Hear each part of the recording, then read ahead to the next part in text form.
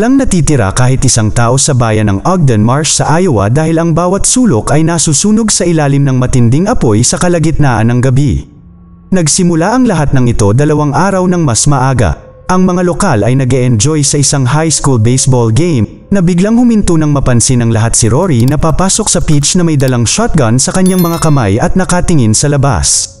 Inilikas ni Deputy Russell ang pitch habang nilapitan ni Sheriff David si Rory at, sa pag-aakalang lasing siya, sinubukan siyang sabihan na dahan-daang bitawan niya ang armas. Gayunpaman, si Rory ay malapit nang barilin siya gamit ang shotgun, kaya mabilis na nag-react si David dahil sa instinct at unang bumaril, na pinatay siya.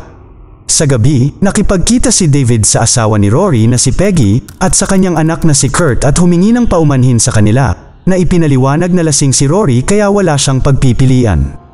Gayunpaman, si Peggy ay hindi naniniwala sa kanya at sinampal siya, na nagsasabi na si Rory ay matagal nang hindi umiinom sa loob ng maraming taon. Hindi pinatulog ng pagkakasala si David, ngunit sinabi sa kanya ng kanyang buntis na asawang si Judy na ginawa niya ang tama. Kinabukasan, nakatanggap si David ng tawag mula sa lab at nagulat na malaman na walang alkohol sa mga pagsusuri sa dugo ni Rory, na ginawa ng 2 beses. Nalilito at naiinis, binisita ni David ang pitch at nakita niyang nakaupo ang punong guro ng paaralan na si Ben at nakatitig sa wala parang si Rory.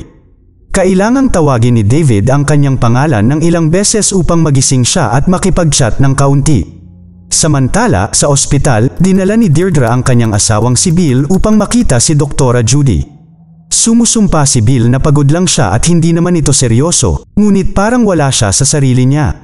Nang magtanong si Judy sa kanya ng ibang tanong, inulit lang niya ang parehong sagot. Sa gabi, nakarinig si Deirdre ng ingay sa garahe at nagmamadaling tingnan ito. Nakitang nakabukas ang makina ng tractor ngunit hindi niya nakita si Bill. Matapos itong patayin, narinig ni Deirdre ang pagsigaw ng kanyang anak, kaya tumakbo siya pabalik sa bahay upang hanapin siya.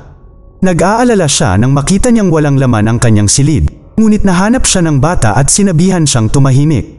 Lumipat sila para magtago sa wardrobe habang binabanggit ng bata na may kutsilyo si Bill. Sa sandaling iyon narinig nila si Bill na umaakyat sa hagdan kaya sinubukan nilang tumahimik, ngunit sa kasamaang palad, nahanap pa rin sila ni Bill at agad na nilock ang pinto. Hindi pinapansin ang desperadong sigawan ng kanyang pamilya. Si Bill ay nagpatuloy sa pagbuhos ng gasolina sa buong bahay at sinunog ito.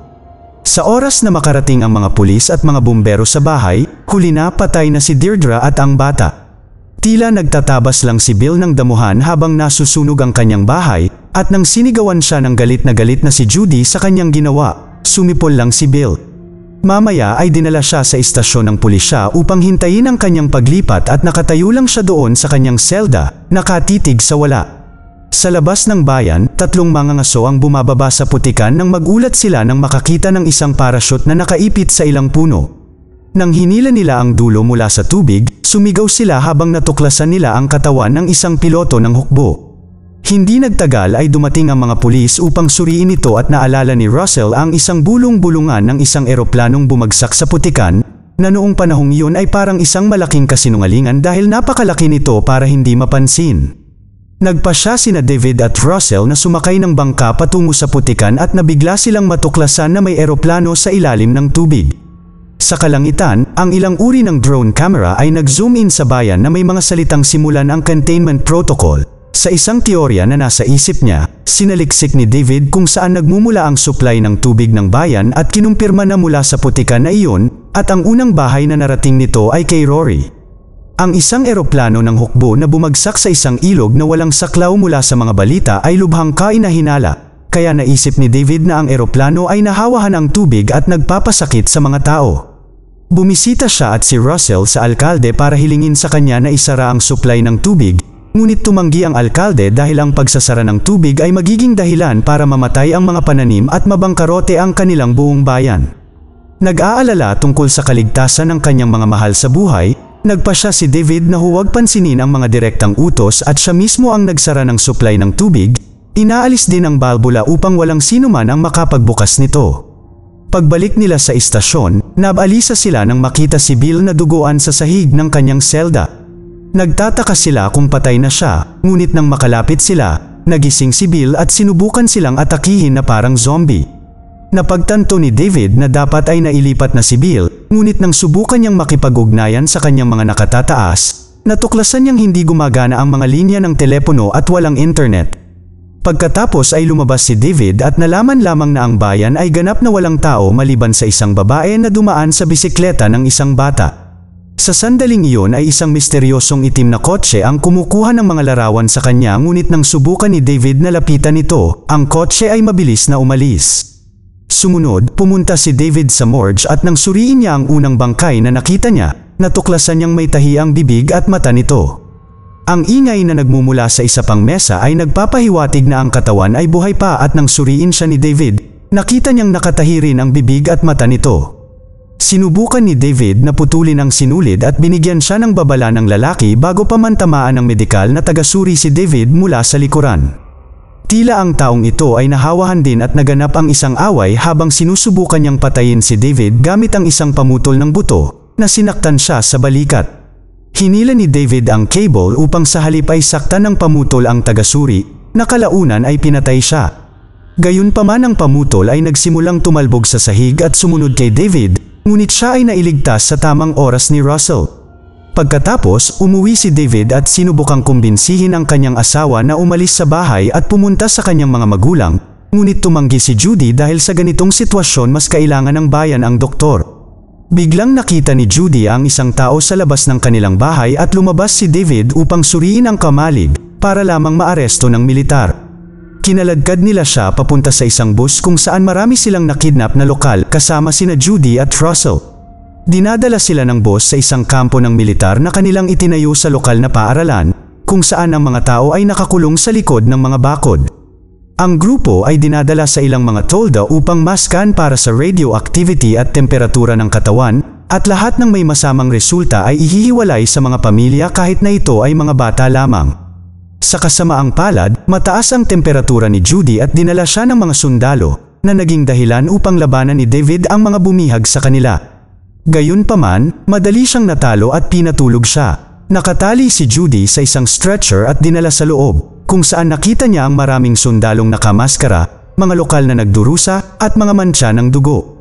Hindi niya mapigil ang mapahiyaw nang dumating sila para pakalmayan siya. Nang magising siya, napadpad siya sa isang silid na may 12-dosenang tao na nakatali sa mga stretcher at nakarinig ng marahas na ingay sa labas. Tila isang kotse ang bumangga sa mga bakod ng kampo at ang mga tao ay nagsasamantalang tumakas. Habang sinusubukang pigilan sila ng mga sundalo, naganap ang isang marahas na kaguluhan at nilabag ng mga nahawa ang tao ang containment area. Hindi makontrol ang ganitong gulo. Ang mga sundalo at ang mga doktor ay tumakas gamit ang mga helicopter na iniwan ang mga pasyente na nakatali sa mga stretcher.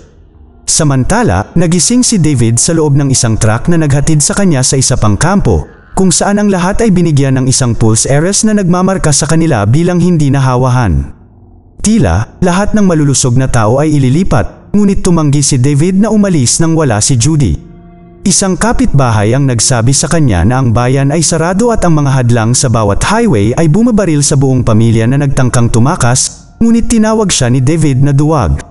Makalipas ang ilang sandali, bumalik si David sa istasyon ng pulisya at nakitang patay na si Bill sa sahig. Hinanap niya ang kanyang baril at itinutok ito nang makarinig siya ng ingay, ngunit si Russell lang pala yun. Agad silang nagtago nang marinig ang itim na sasakyan na dumaan sa labas at ipinaliwanag ni David na nilalagnat lang si Judy dahil buntis ito, kaya tinanggap ni Russell na tulungan siyang iligtas siya. Bumalik kay Judy, napagtanto niyang nasa kabilang stretcher malapit sa kanya ang kaibigan niyang si Becca. Ang kanilang pag-uusap ay biglang naputol ng isang kakaibang ingay at isang anino ang gumagalaw upang ipakita si Ben, na puno ng dugo at may dalang tinidor sa pagsasaka. Malinaw na nahawahan siya, nagsimula siyang gumalaw sa silid at patayin ang mga pasyente gamit ang tinidor ng walang awa. Maya-maya, nilapitan niya si Becca, ngunit bago pa niya ito masiksak ay sumisigaw si Judy para i-distract siya. Pagkatapos ay lumapit si Ben sa kanya at itinaas ang tinidor para lamang mabaril nina David at Russell. Iniligtas ng mga lalaki sina Judy at Becca at lumabas, kung saan nakahanap sila ng kumpletong patayan bilang resulta ng kaguluhan. Pagkatapos ang grupo ay nagsimulang tumawid sa bayan, natagpuan ang lahat ng nawasak at nasusunog. Nakikita rin nila ang isang baliw na sumusuntok ng kotse ngunit sa kabutihang palad ay hindi sila napansin. Habang naghahanap sila ng gumaganang sasakyan, bigla silang nakarinig ng ingay at nagtago sa likod ng isang truck. Hinahabol pala ng mga mangangaso ang mga tao at pinagbabaril bago itinapon ang mga bangkay sa likod ng kanilang truck. Sa kabutihang palad ay mabilis silang nagmaneho at ang grupo ay maaaring magpatuloy. Sa kalaunan, naglalakad sila malapit sa bahay na pagmamay-ari ng nobyo ni Becca, kaya nagmadali itong hanapin siya. Tinanggap sila ni Scotty gamit ang kanyang sandata, ngunit nang itutok ni David ang sarili niyang baril sa kanya, humingi ng paumanhin si Scotty at sinabing gusto lang niyang makasigurado. Ipinaliwanag niya na okay din ang kanyang ina at nag-iipon siya ng mga gamit, ngunit naabala sila nang nakita nilang lumalapit ang mga tao. Ang grupo ay nagtatago sa kamalig at pinapanood kung paano pinalibutan ng isang grupo ng mga sundalo ang bahay at kinaladkad ang matandang babae palabas para subukan kung infected siya. Hindi makayanan ni Scotty at binaliwala ang mga babala ni David at tumakbo siya upang iligtas ang kanyang ina, para lamang barilin silang dalawa ng mga sundalo at gumamit ng flamethrower upang sunugin ang mga katawan. Inutusan ang mga sundalo na linisin ang lugar at ang isa sa kanila ay pumasok sa kamalig, ngunit mabilis siyang nahuli ni David at Russell at dinala siya sa likod sa ilalim ng pagbabanta. Ipinaliwanag ng napakabatang sundalo na hindi rin niya alam ang mga detalye. Ang eskwadron ay pinalipad lamang sa ilalim ng mga utos. Hindi siya nag-sign up para sa hukbo upang barilin ang mga sibilyan at nanumpa na kung hahayaan nila siyang mabuhay, hindi niya sasabihin sa sinuman ang tungkol sa kanila. Binigyan siya ni David ng pagkakataon na nasa ilalim pa rin ang pagbabanta at lumabas ang sundalo. Sinabi sa iba na walang tao dito kaya dapat silang magpatuloy. Kinaumagahan, nakarating ang grupo sa bahay ni David. Habang nagtatrabaho si Russell sa pag-aayos ng isang lumang kotse, ang iba ay nagtitipon ng mga supply at nagpasya si Judy na huminto sa nursery upang magpaalam nang hindi napansin ang isang nahawaang si Peggy sa likod niya. Sa ibaba, si David ay nakarinig ng ingay at nagmamadaling pumunta sa nursery at nakita si Judy na nakatali sa isang upuan. Biglang tumalon sa kanya ang isang nahawaang Kurt upang subukang patayin siya. At nang subukang abutin ni David ang kanyang nahulog na baril, sinaksak ni Peggy ang kanyang kamay, na naipit ito sa sahig. Pagkatapos ay kinuha niya ang baril at itinutok kay Judy, kaya para makaabala sa kanya, ipinaalala ni David sa kanya na siya ang pumatay sa kanyang asawa. Ibinaling ni Peggy ang baril patungo sa kanya ngunit mabilis siyang dinisarmahan ni David at nagawang palayain ang kanyang kamay para itulak si Kurt palayo at saksakin si Peggy, na ikinamatay niya. Pagkatapos ay kinuha ni Kurt ang baril at halos patayin si David, ngunit pinatay muna siya ni Russell sa pamamagitan ng pagbaril sa bintana. Pagkatapos, pinalaya ni David si Judy habang pumapasok si Russell upang barilin ang mga katawan ng ilang dagdag na beses kung sakali. Dahil dito, nabalisa si Judy at nag-aalala siyang baka nahawa rin siya, ngunit itinuro ni David na utang nila sa kanya ang kanilang buhay. Ang grupo ay umalis sa kotse at pagkatapos ng ilang sandali sa pagmamaneho, nagsimulang umubo si Becca. Iniisip ni Russell na maaaring siya ay nahawahan at sa lalong madaling panahon ang lahat ay nagtatalo sa isa't isa. Sa sandaling iyon napansin nila ang isang helicopter na lumilipad, kaya upang maiwasang makita, pinaikot ni David ang kotse at nagtago sa loob ng isang car wash. Habang hinihintay nilang umalis ang helicopter, may nakita si Becca sa labas. At biglang nagsimulang gumalaw ang platform habang nakabukas ang car wash. Sinubukan ni David na umalis, ngunit ang sasakyan ay hawak ng plataporma. Hindi nagtagal ay pinalibutan ng grupo ng mga infected na empleyado ang sasakyan at sinalakay ang grupo, sinira ang mga bintana upang maabot ang loob. Habang nakikipaglaban si David sa isa sa kanila, inabot ng isa si Becca kaya nauntog niya ang ulo nito sa kotse at pinaalis siya. Pagkatapos ng maraming paghihirap, nagawa rin ni David na itulak ang isa pang lalaki at sa wakas ay nagawa nilang iabante ang kotse, ngunit may isa pang empleyado na lumitaw sa likod ng kotse at naglagay ng hose sa leeg ni Becca na kinaladkad palabas at napatay. Inihinto ni David ang sasakyan at habang pinapatay nila ni Russell ang mga baliw, tumakbo si Judy kay Becca, ngunit huli na. Ang masaklap pa, lumipad ang helicopter at pinasabog ang kanilang sasakyan. Pagkatapos, ang natitirang tatlo ay nagsimulang maglakad sa kalsada at kalaunan ay natagpuan ang truck ni Russell na nasira ng mga spike. Sa sandaling iyon nakita nila ang misteryosong itim na kotse na papalapit at nagpasya si David na dapat nilang nakawin nito. Ngunit naging agresibo si Russell at itinapon ang mga spike sa kalsada na naging sanhi ng pag-flip at pag-crash ng kotse. Gumapang palabas ng kotse ang isang ahente at sinubukan siyang barilin ni Russell, ngunit pinigilan siya ni David at humingi ng paliwanag. Sinabi ng ahente na ang eroplano ay naglilipat ng isang prototype na biological na armas na idinisenyo upang gawing destabilize ang isang populasyon, ngunit bumagsak ito nang ito ay papunta sa Texas upang sirain.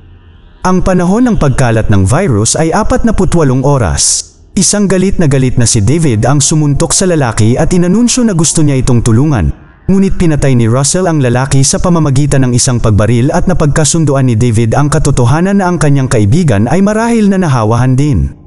Inalis ni David ang rifle ni Russell ngunit ipinahayag ni Russell na mayroon din siyang baril at itinutok ito sa kanila, na ginawang ibalik sa kanya ang kanyang rifle bago ipaalala sa kanila kung ilang beses niyang nailigtas ang kanilang buhay. Pagkatapos ay sinabihan ni Russell ang mag-asawa na kumilos na tinatrato sila bilang mga hostage. Pagkaraan ng ilang sandali, sinayang ni Russell ang lahat ng mga bala ng rifle sa hangin at sinubukan ni David na pekalmayan siya. Nang ibaba ni Russell ang baril, sinuntok siya ni David at kinuha ang sandata, at habang nakatingin siya sa langit, sa wakas ay inamin ni Russell na hindi maganda ang pakiramdam niya. Hiniling niya na maglakad kasama sila ng kaunti para lang makasama sila sa mga huling sandali niya. Makalipas ang ilang sandali, nahanap ng grupo ang daan patungo sa highway na hinarangan ng militar. Sinabi ni Russell na maaari niyang bigyan sila ng ilang oras, kaya ibinigay sa kanya ni David ang baril at tumakbo si Russell patungo sa mga sundalo upang gambalain sila. Sinubukan niyang gamitin ang kanyang baril ngunit binaril muna siya ng mga sundalo. Ito ay sapat na oras pa rin para makalusot sina David at Judy at tumawid sa hangganan ng bayan. Sa kalaunan, nakarating sila sa isang hintuan ng truck kung saan sila ay nabalisa upang makahanap ng 3 kargadong mga truck na dapat na maglilikas sa mga malulusog na tao, gayunpaman, lahat sila ay patay na. Ang mga bala ay nagpapahiwatig na ito ang plano ng gobyerno sa lahat ng panahon. Sa kabutihang palad, mayroon ding isang regular na truck na susunod na magagamit, kaya nagsimulang magtipon si David ng mga supply para sa kanilang pagtakas. Sa sandaling iyon ay nakahanap siya ng radyo ng hukbo at nakarinig ng isang komunikasyon na nagsasabing may malaking mangyayari sa loob ng 10 minuto. Pagpunta niya sa garahe, nakita niya ang truck ng mga mangangaso na may mga bangkay, ibig sabihin ay nasa paligid sila. Biglang nawala ng kuryente sa building. Nakita ni Judy ang isang anino kaya agad siyang nagtago at kumuha ng kutsilyo, ngunit nang mahanap pa rin siya ng mga mangangaso, nagsimula siyang tumakbo palayo at nagtago sa isang silid kung saan mas marami siyang nakitang katawan. Nang dumating ang isang mangangaso upang suriin ang silid na ito, nilamon ni Judy ang kanyang pagkasuklem at nagtago sa gitna ng mga katawan, kaya hindi siya nakita ng mangangaso at lumayo. Lumapit si Judy sa pinto at halos mapasigaw ng may kamalabit sa kanya, buti na lang si David lang. Pagkatapos ay tumakbo ang mag-asawa patungo sa truck at pagbukas nila ng pinto, may nahulog na katawan. Sumakay sila sa sasakyan ngunit wala sa mga susi na kinuha ni David mula sa trabaho sa opisina ang gumagana, kaya kailangan niyang suriin ang nahulog na katawan upang makahanap ng isa pang set. Nagawa niyang hanapin ang mga ito ngunit bago pa siya makagalaw, hinawakan ng isang mangangaso ang kanyang binti at kinaladkad siya para makipaglaban. Sinubukan ng pangalawang mangangaso na pumasok sa truck, ngunit agad siyang pinatay ni Judy gamit ang isang baril. Pagkatapos makipagpalitan ng ilang mga atake, pinamamahalaan ni David na takpan ng langis ang mangangaso at sinindihan siya ng lighter, nagpagulong palayo upang hindi rin maabot ng apoy. Pagkatapos, umalis ang mag-asawa sakay ng truck at dahil dinala ni David ang radyo ng militar, nakikinig sila sa isang countdown na malapit nang umabot sa 0. Bigla silang nakarinig ng pagsabog at habang ang napakaliwanag na liwanag ay nagliliwanag sa buong lugar, napagtanto nilang pinasabog ng militar ang kanilang bayan. Ang bomba ay nagpapadala ng napakalakas na wave na umabot sa truck at pinalipad ito sa kalsada. Mabuti na lamang at nakaligtas silang dalawa, kaya magkahawak kamay sila habang pinagmamasdan ang kanilang minamahal na bayan na nahuhulog sa mga guho. Pagkatapos ay nagsimulang maglakad ang mag-asawa patungo sa pinakamalapit na lungsod, nang hindi nila alam na nakikita sila ng drone camera, at ipinapakita ang mga salitang simulan ang containment protocol.